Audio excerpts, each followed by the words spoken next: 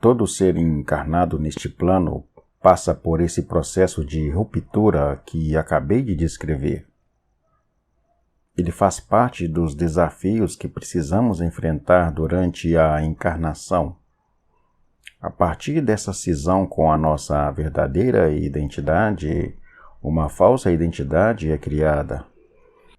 E para manter esta falsa identidade, desenvolvemos um verdadeiro arsenal bélico constituído por diversos mecanismos de defesa e seus infinitos desdobramentos.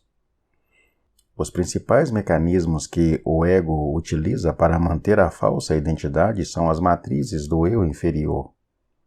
Tenho falado muito sobre isso, inclusive nos meus livros anteriores, mas vale a pena repassar.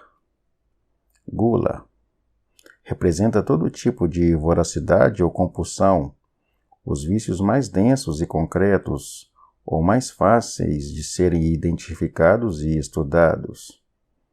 Pode ser compulsão por comer, comprar, falar, transar, entre outras coisas.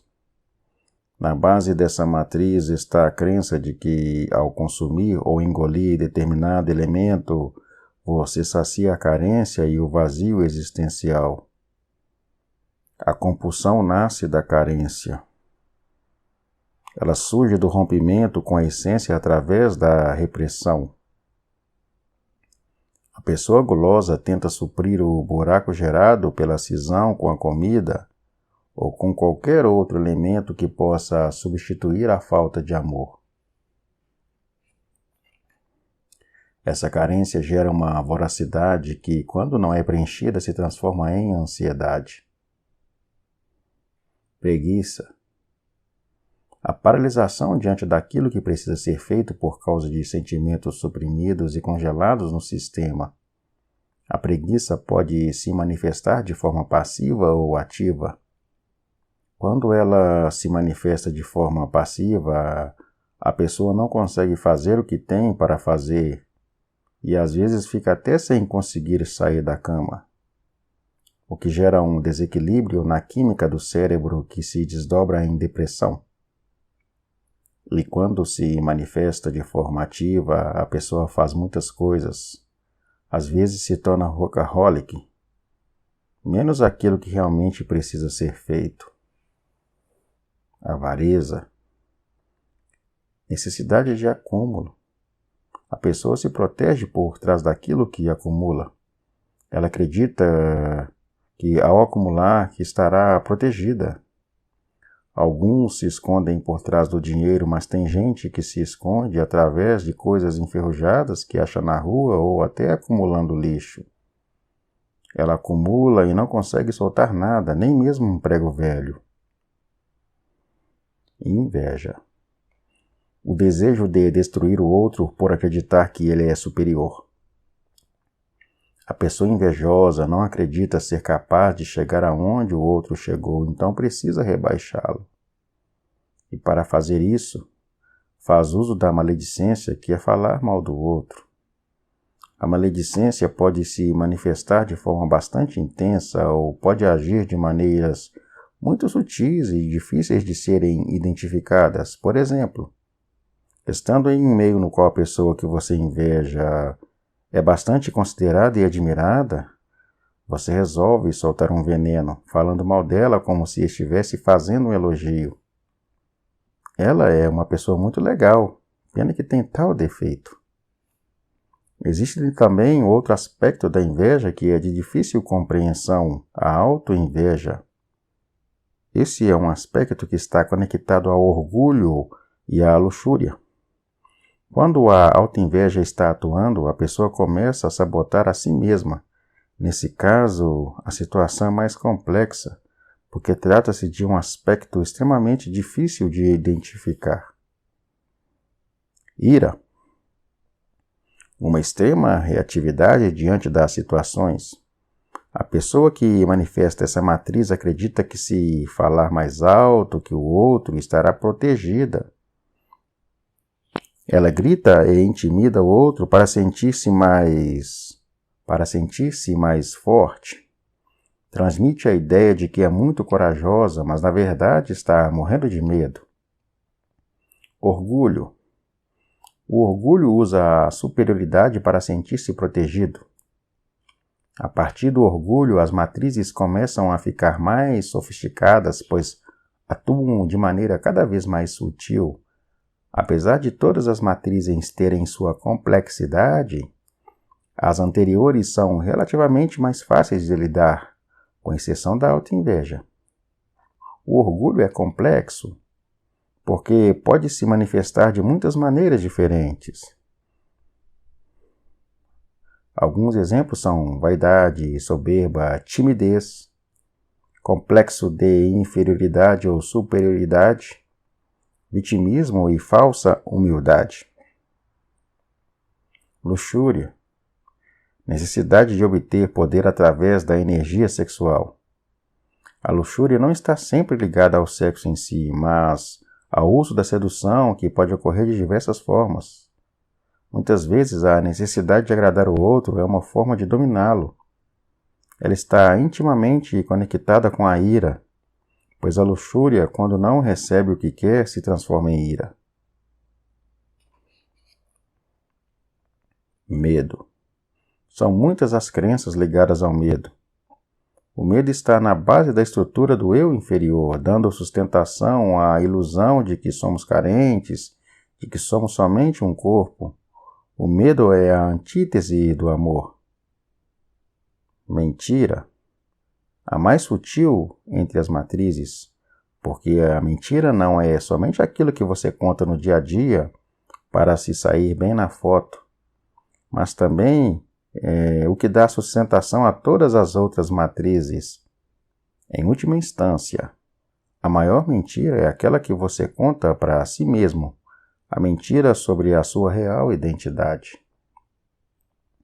Se acredita ser carente, é inevitável que você espere receber alguma coisa do outro.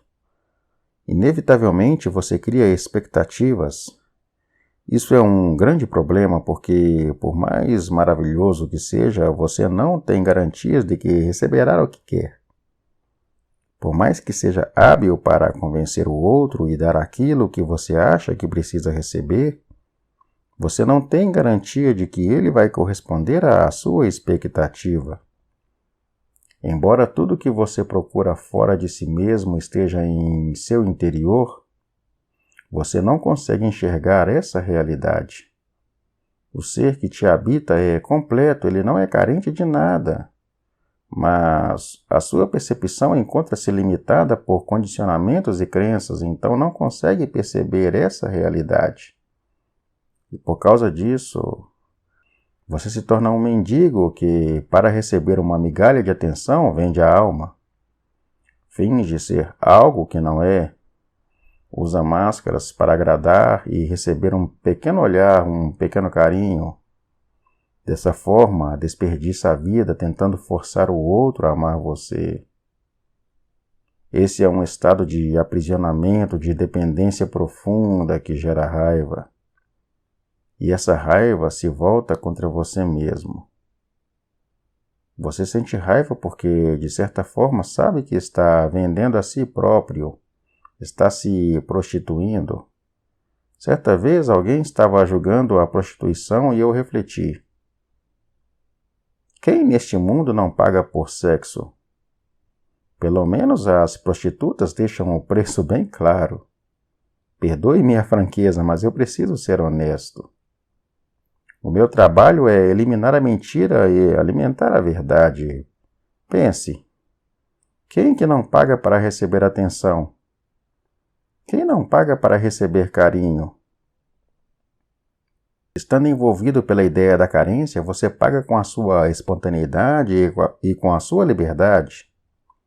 Deixa de ser quem realmente é e se especializa em ser qualquer coisa que roube a atenção do outro. Você se especializa em tirar a energia do outro e desenvolve estratégias para mantê-lo na sua mão. Isso é escravidão. Às vezes, para chamar atenção, você usa a máscara da vítima. Eu vou me matar se você não olhar para mim. Às vezes, a máscara da autossuficiência. Eu não preciso de você, eu sou forte e dou conta da vida sozinho. E às vezes você simplesmente é indiferente. Não estou nem aí, estou acima disso tudo. O que vem de baixo não me atinge. Esses exemplos são os padrões clássicos, mas cada um deles tem infinitos desdobramentos. Eles são apenas uma amostra daquilo que você faz para conquistar, dominar e manipular o outro de acordo com a sua necessidade de ser amado. São estratégias para forçar o outro a amá-lo, porém isso é impossível porque o amor verdadeiro só pode ser dado de graça. Mesmo quando somos bem-sucedidos nesse jogo e conseguimos a atenção do outro, sabemos que não foi espontâneo. Então não confiamos e nos sentimos inseguros, frustrados e continuamos criando novas estratégias. Esse círculo vicioso tem como principal característica a necessidade de amor exclusivo. Não basta ser atendido na sua expectativa, não basta ser amado, você tem que ser amado com exclusividade. Tudo tem que ser para você. A pessoa que está com você não pode olhar para o lado. Ela precisa olhar para você 24 horas por dia. Nesse caso, como confiar e relaxar? Não é possível estar no controle o tempo todo. Perceba como esse jogo é uma grande escravidão. Mas essa escravidão é criada pela mente para sustentar a falsa identidade. É o falso eu que acredita na carência. Ele acredita ser um mendigo e se torna um pedinte de atenção. E isso gera o que é de fato a maior miséria do ser humano, a carência afetiva. Essa é uma doença emocional que distorce a percepção da realidade. E nessa realidade limitada criada pelo ego, você depende da aprovação, do reconhecimento e da consideração do outro. O filósofo Jean-Paul Sartre disse: o inferno são os outros. Nesse caso, o outro se torna o motivo da sua ansiedade, da sua tristeza e do seu estresse. Mas quem é o outro? Quem é esse outro que você considera tão importante? Não será somente uma projeção do falso eu? Como já vimos, o ego tem um papel importante na evolução da consciência humana. Ele é quem realiza a jornada. Para existirmos neste plano e realizarmos nossa missão, precisamos de um ego. Ele é o nosso veículo e também um mediador entre o mundo interno e o mundo externo. Através dele, a alma pode experimentar a matéria e se expressar no mundo. E o ego, por sua vez, tem uma programação que é feita com base em uma série de inputs a respeito do que ele precisa fazer para ser importante, bem-sucedido e próspero. O que determina o programa do ego é a necessidade de ter poder e sucesso para agradar e ser reconhecido. Mas afinal, o que é ter sucesso? O verdadeiro sucesso diz respeito à realização do propósito da alma, mas a maioria das pessoas acredita que o propósito é a realização do ego. Como vimos, o ego tem um programa que é construído com base em crenças herdadas do mundo exterior. E, na maioria das vezes, esse programa não tem nenhuma conexão com o programa da alma. Então, muitas vezes a pessoa está realizada externamente, mas ainda se sente vazia e frustrada. O que ocorre é que o ego se especializou em determinada coisa, aprendeu a se mover no mundo e com isso conquistou sucesso material. A pessoa se tornou especialista no fazer, mas não no ser. Entretanto, a completude somente é alcançada quando o ser e o fazer se alinham. E esse alinhamento só ocorre quando o propósito interno da alma se manifesta também externamente. Outra forma de ver o ego é como um personagem. Revestido de um corpo, ele é o protagonista da história da nossa encarnação. Esse personagem é quem experimenta a vida humana, vive situações e absorve os aprendizados. Nós não somos esse personagem ou esse corpo. Nós somos o espírito que está por trás dessa roupagem. Porém, no desenrolar do enredo da vida, o ego vai se fortalecendo e o personagem vai sendo incorporado de tal maneira que passamos a acreditar que somos o personagem. Essa nova identidade com a qual nos identificamos gera um constante sentimento de angústia e desencaixe, o que alguns interpretam como uma sensação de vazio. É como se algo sempre estivesse faltando. Isso gera a impressão de que algo ainda precisa ser feito ou conquistado. Estamos sempre insatisfeitos, querendo mais, pois nada pode preencher o vazio de não sermos quem somos. Mas durante um período não temos consciência disso e acabamos construindo toda a nossa vida com base nessa identidade forjada. E a partir dela conseguimos muitas coisas. Podemos construir verdadeiros impérios, conquistar muito sucesso, fama, dinheiro e poder, mas não podemos conquistar a verdadeira felicidade. Isso que estou dizendo não é novidade. Aliás, é senso comum dizer que dinheiro não traz felicidade. Mas o fato é que, no fundo, acreditamos que a felicidade vem daí. Então, nós lutamos pelo dinheiro e, dessa maneira, até conquistamos uma certa alegria, mas uma alegria passageira, tão frágil quanto uma chama ao vento. Essa é uma felicidade sazonal que vem e vai de acordo com a tendência da estação, de acordo com a moda. Você compra um carro novo, isso te faz muito feliz, até o momento em que um novo modelo é lançado, ou até o momento em que o seu colega de trabalho compra um carro melhor. Você se apaixona e por alguns meses ou semanas fica em êxtase, até que o outro começa a chegar mais perto e você começa a ver que ele não era tão perfeito como você imaginava. A sua felicidade dura apenas enquanto o outro corresponde às suas expectativas. Enquanto o outro está ali do seu lado, olhando só para você e te dando toda a atenção, você se sente muito importante e confiante. Mas basta o outro dar uma olhadinha só para o lado para que você volte a se sentir um miserável.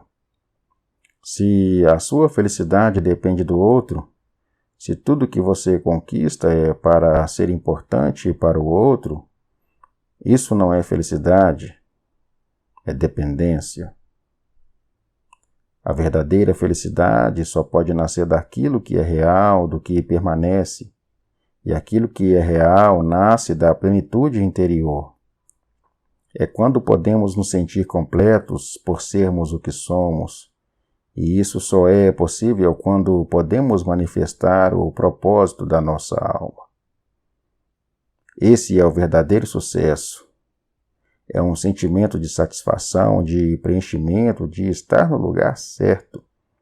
Quando isso acontece, nos harmonizamos com o fluxo da vida e, naturalmente, temos nossas necessidades atendidas. Tudo melhora, inclusive a vida material. A prosperidade, quando é fruto do encontro consigo mesmo, é um presente divino que está a serviço do propósito maior. Mas enquanto não tocamos esse núcleo interno, tudo aquilo que produzimos e construímos é para fugir de algo ou para nos protegermos de alguma coisa. Muitas vezes, buscamos freneticamente a riqueza material para encobrirmos a pobreza que nos habita. E às vezes o karma permite que essa riqueza seja construída na matéria. No entanto, se a riqueza não tem lastro na verdade, se não é um produto da manifestação da plenitude da alma, mas sim um produto do medo da escassez, inevitavelmente essa riqueza irá desmoronar. Esse tipo de riqueza não tem alma, pois não tem lastro no coração. Ela pode trazer uma alegria passageira, mas não gera paz. Muito pelo contrário, pode se tornar um fardo. Muitos conquistam fortunas, mas não conseguem relaxar para usufruir delas, pois estão sempre com medo de perder alguma coisa. Trata-se de uma riqueza que tem base na avareza. Alguns se tornam escravos da ideia de que as pessoas gostam deles somente por causa do que eles têm. E às vezes isso é verdade, porque essas pessoas se preocupam somente em ter e não em ser. Essa riqueza sem alma, sem laço no coração, em algum momento precisará cair, porque tudo o que é construído com base na mentira, inevitavelmente precisará ser desconstruído. A essência da experiência humana é a expansão da consciência. Por isso, tudo o que construímos precisa ter bases sólidas no mundo interno. Um castelo de areia não fica em pé quando a maré sobe. Para ficar em pé, ele precisa ter uma fundação sólida e resistente, o que significa que ela precisa ser verdadeira. Para isso, precisamos remover os mecanismos de defesa que estão a serviço da mentira, a mentira de que você é carente de amor. E isso só é possível através do autoconhecimento. Não há nada de errado com a riqueza. O problema é a ausência de si mesmo. O que você conquistou lá fora não é um problema. O problema é não conquistar a si próprio. Autoconhecimento é sinônimo de lembrança de si mesmo. Quando lembramos da nossa identidade real, retornamos automaticamente ao caminho do coração, que é o programa da nossa alma. Esse é o encaixe, o alinhamento a qual me refiro, porque ao nos desviarmos do caminho do coração, passamos a nos sentir desencaixados. Se não estamos seguindo o programa da nossa alma, não importa o tamanho do sucesso que conquistamos no mundo. Continuamos carregando uma angústia. Muitas vezes não percebemos, pois estamos muito envolvidos na luta pelo sucesso ou pela sobrevivência, mas estamos sempre ansiosos, abatidos, tristes, desencaixados. Às vezes você tem um lampejo de consciência e percebe que algo está errado. Percebe que talvez seja necessário encontrar outro caminho para a sua vida, mas a mente está tão carregada de informações vindas de fora, tão contaminada pelas crenças sobre o que é certo e o que é errado, que você fica confuso e perdido. Mesmo assim, segue em frente, insatisfeito, mas sem saber para onde ir. Sabe que tem alguma coisa errada, mas não consegue ainda identificar o que é, porque aparentemente não há nada fora do lugar. Você tem uma ótima casa, uma bela família, ou um carrão na garagem, emprego estável. Não há motivo para a insatisfação. Cada vez que a angústia bate à sua porta, você finge que não vê e tenta fugir. E foge através das mais diversas distrações: internet, televisão, compras. Necessidades simbólicas são criadas para amortecer a dor que está por trás dessa ansiedade. Essas necessidades se transformam em vícios que funcionam como amortecedores da consciência, por meio dos quais você guarda nos porões do inconsciente aqueles conteúdos que foram negados. Vamos compreender melhor o que é isso que estou chamando de amortecedor. Essa é uma palavra que costumo usar para descrever um processo de anestesia interna. O amortecimento é uma forma de retirar algo do nosso campo de percepção, uma maneira de rebaixar a consciência. Trata-se de um mecanismo de fuga da realidade similar ao processo de negação que descrevi anteriormente, mas que atua na psique humana em momentos e níveis de profundidade diferentes.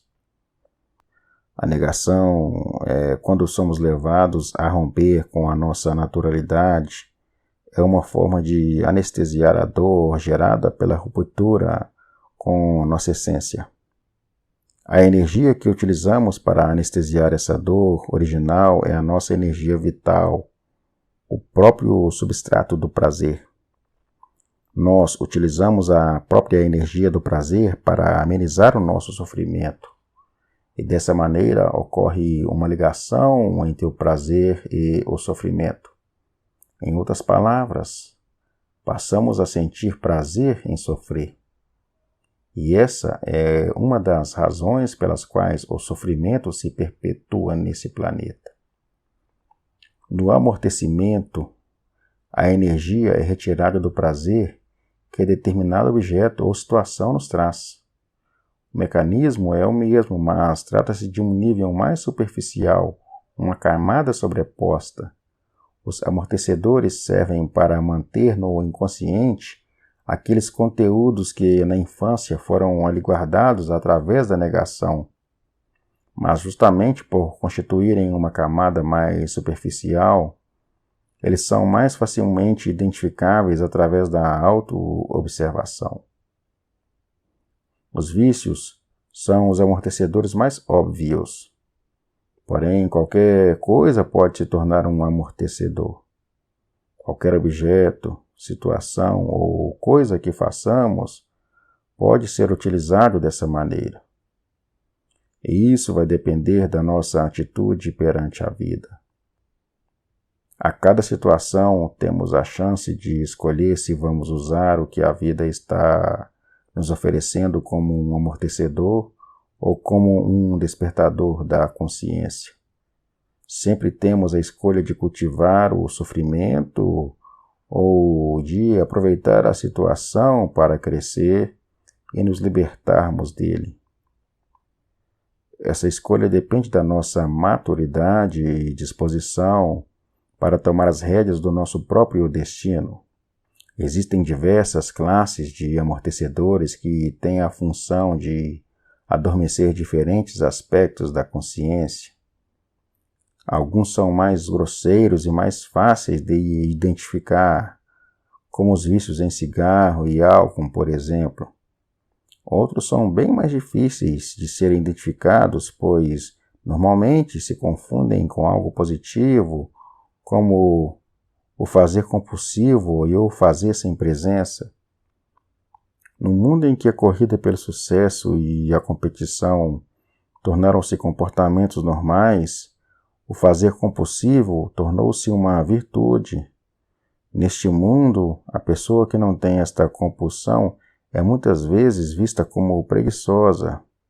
Entretanto, assim como a preguiça, o fazer compulsivo pode estar a serviço do adormecimento da consciência.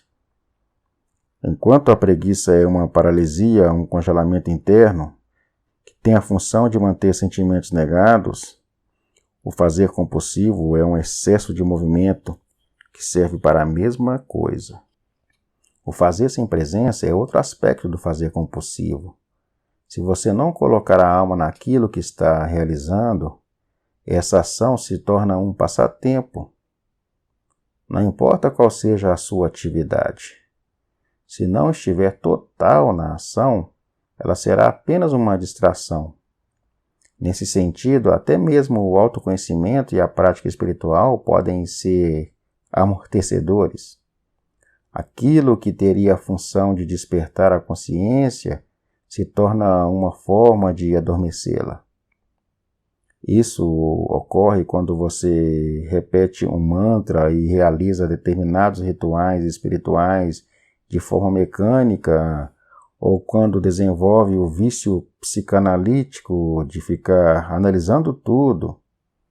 Você acha que está presente, mas trata-se de um ato mecânico, um hábito.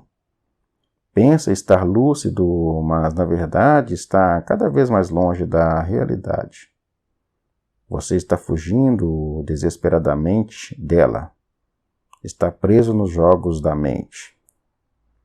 Quando digo colocar a alma na ação, quero dizer que essa ação precisa ser movida por um propósito, o propósito da alma.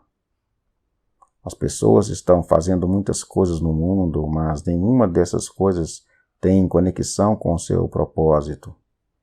O fazer tornou-se compulsivo justamente porque está sendo utilizado como um amortecedor da angústia existencial. Esse fazer se transformou em uma maneira de sobreviver, um passatempo até que a morte chegue. Muitos estão nessa situação, pois se acostumaram e se acomodaram assim. Alguns passaram a vida esquecidos de que em algum momento tiveram o sonho de realizar algo. Aqui estou me referindo ao sonho como uma revelação do propósito da alma, como um comando do eu superior. Alguns se esquecem de que algum dia receberam este comando e simplesmente passaram apenas a fazer alguma coisa para sobreviver. Alguns fazem algo para alimentar a máscara e cristalizar o ego para conquistar poder. Essa ação, no entanto, é compulsiva e completamente desconectada do propósito da alma. É um fazer sem presença. Tudo é realizado pela simples força do hábito. Independente da sua natureza, o desejo é o que mantém os vícios e os amortecedores. Ele é um poço sem fundo. Quanto mais realizamos, mais temos desejos. Isso ocorre porque eles nascem da carência, e a carência não pode ser suprida de fora para dentro. Ela é um estado emocional no qual acreditamos não ter o que precisamos. O que pode nos libertar desse estado é o reconhecimento de que tudo que estamos buscando compulsivamente fora de nós existe em abundância dentro de nós. Vimos anteriormente que, em algum momento da nossa jornada, nós perdemos a consciência da fonte da vida que nos habita. Essa fonte que nutre e supre todas as nossas necessidades está dentro de nós. Mas nos esquecemos da verdade. Isso gera uma profunda sensação de falta, que é a carência, e a carência faz com que nos tornemos pedintes enquanto permanecemos sentados sobre um baú de diamantes. Costumo usar o baú como metáfora para nossa riqueza interior, como um símbolo que representa essa fonte de onde vem tudo o que necessitamos. Ele é o campo da potencialidade pura, um lugar onde tudo é possível e onde nada falta. Os principais amortecedores que impedem o despertar da consciência são o sexo, o dinheiro e a comida. Mas, obviamente, esses três elementos são partes da experiência humana na Terra. Na verdade, eles também são instrumentos de desenvolvimento. Entretanto, por causa das distorções, eles se tornam amortecedores.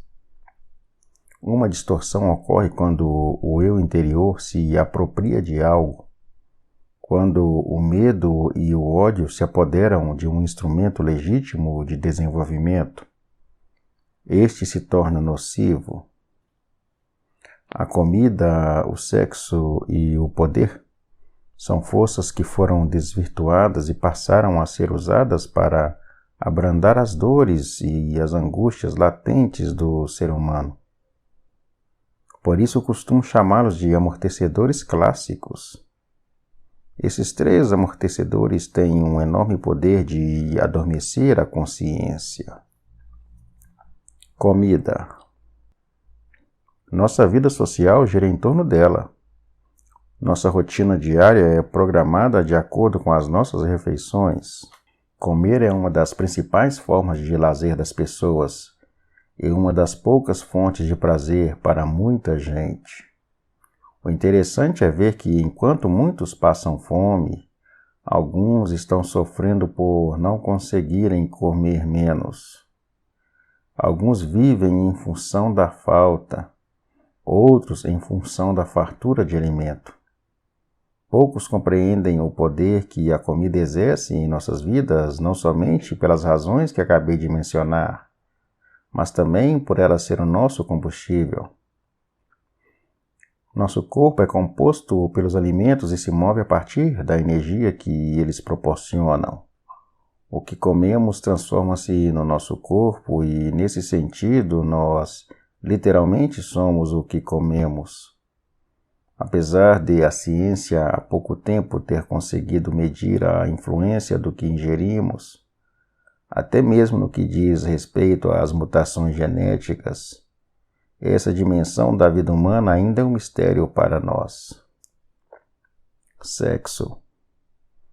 Uma das grandes compulsões da humanidade, sem dúvida. Você pode até não fazer sexo, mas não tira ele da cabeça. Aliás, é justamente por reprimir o desejo sexual que o ser humano tornou-se dependente da pornografia e das distorções da sexualidade. Costumo dizer que a luxúria é a rainha desse mundo. Mas quando falo de luxúria, não estou fazendo um julgamento moral, e sim me referindo ao uso da energia sexual para manipular, dominar e obter poder sobre o outro. Não há nada de errado com o sexo, ele é natural. O problema está nas distorções e perversões sexuais. Elas são o grande entorpecente. Poder. Nosso maior vício é o desejo de poder, principalmente na forma de dinheiro. Não é necessário falar muito para concordarmos que o ser humano é completamente dependente do dinheiro. Se a luxúria é a rainha deste mundo, o dinheiro é o rei. Dinheiro é sinônimo de poder. Através dele você compra aquilo que deseja, e isso pode incluir indivíduos. As pessoas vivem para ganhar dinheiro enquanto deveriam ganhar dinheiro para viver.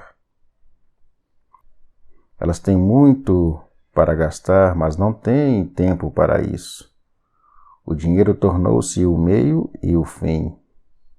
Para muitos, além de ter dinheiro, sucesso significa também ter um cargo importante, ter influência sobre muitas pessoas ou ter fama. A compreensão sobre os amortecedores é essencial para que possamos tomar consciência daquilo que nos mantém distanciados da verdade. Mas também é importante compreender que não estou julgando ou criticando o uso dessas ferramentas de amortecimento. Entendo que às vezes a dor é tão intensa que você não dá conta. Quando a dor de cabeça é muito forte, normalmente é preciso tomar um analgésico, mas se a dor persiste, é necessário procurar a sua causa. O mesmo ocorre no nível emocional. Você utiliza de um determinado recurso para amortecer a dor até que possa construir uma estrutura emocional sólida capaz de suportá-la. Mas por que o contato com a dor é importante?